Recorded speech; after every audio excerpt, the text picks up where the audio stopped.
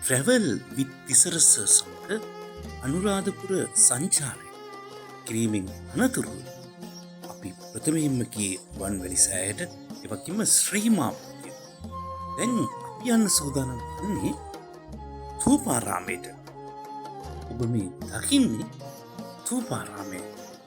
බුදුදහම නිරටට හඳුන්වා දී පසු ප්‍රථම වරට ඉදිකළ පළමු චෛත්‍ය වන්නේද මේ ථූපාරාමය.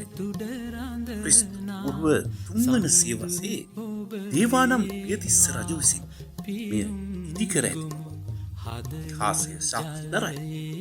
පසු කාලීනව විවිධ රජවරුන් විසින් මෙය ප්‍රතිසංස්කරණය කරවන ලද්දේ. මේ ඔබ දකින්නේ නාගලිඳ. අතීතයේ නාලොවින් පැමිණි නාගයන් මෙහි පැමිණ ධාතු වන්දනා කරවට ඉතිහාසය සාක්ෂි දරයි. මේ ඔබ දකින්නේ ථූපාරාමය අසල පිළිමකය.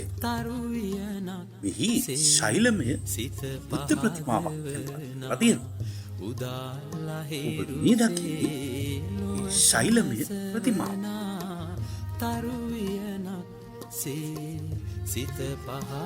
මෙම පිළිමකය ආසන්නයට ථූපාරාම විහාරය මනරම් ලෙස දර්ශනය වෙනවා.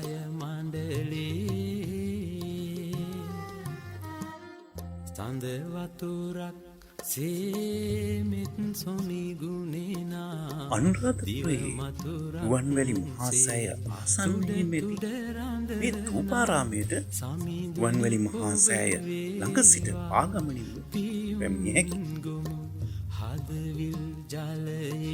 මේ ඒ අසලම තවත් ස්තූපයක නටබු.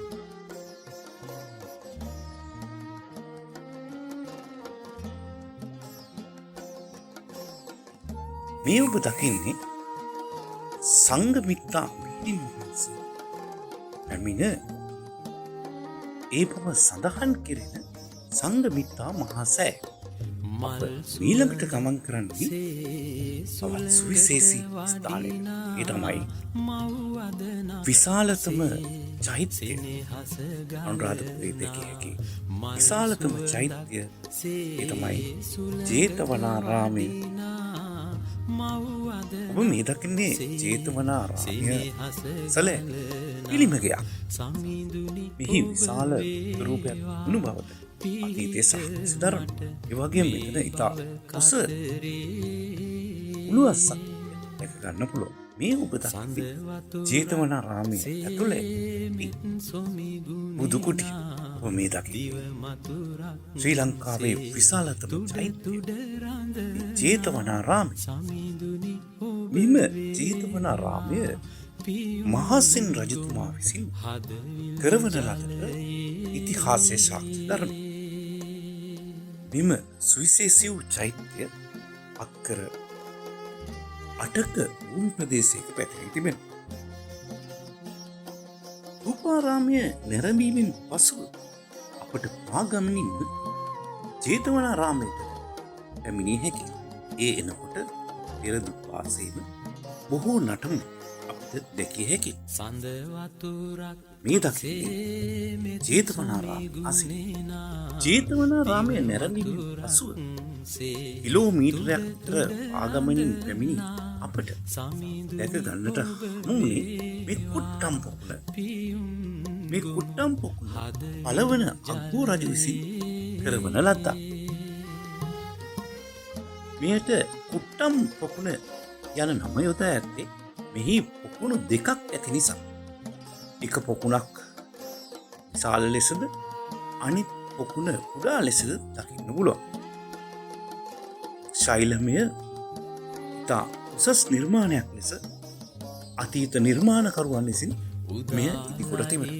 මේ ඔබ දකින්නේ විශාල පොකුණ. මෙම පොකුණ හින ස්ථානයේ සුවිශේෂී පඩි පෙළක්. මේ පෙළේ උඩින්ම කලස ඒ වගේම කොරවක්කල වැනි නිර්මාණ ඉදිකොට තිබෙනවා.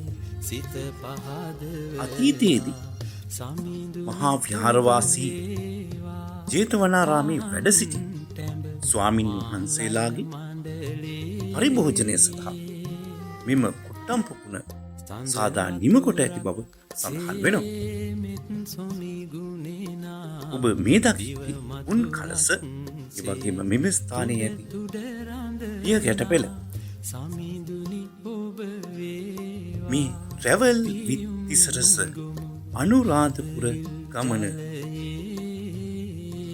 අප මීළඟ කොටසින්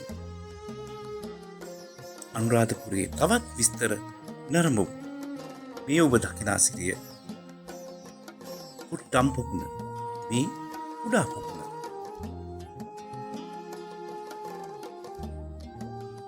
මේ ලොකු පොකුණ සහ කුඩා පොකුණ එක ළඟ පිහිටීම නිසා අපිට කුට්ටම් පොකුණ යන නම දාලා තියෙනවා. සුළඟට වඩිනා මව්වදනක් මේ ඔබ දකින්නේ කුඩා පොකුණ. කුඩා පොකුණ අඩි 17ක් ගැඹුරු. ඒ වගේම ලොකු පොකුණ අඩි 18ක් ගැඹුරු සඳහන් වෙනවා. හොඳයි, අපි මීළඟ වීඩියෝයෙන් හමුවෙමු අනුරාධපුර ගැන තවත් විස්තර දැනගන්න. මේ ට්‍රැවල් විත් තිසරස. සඳ වතු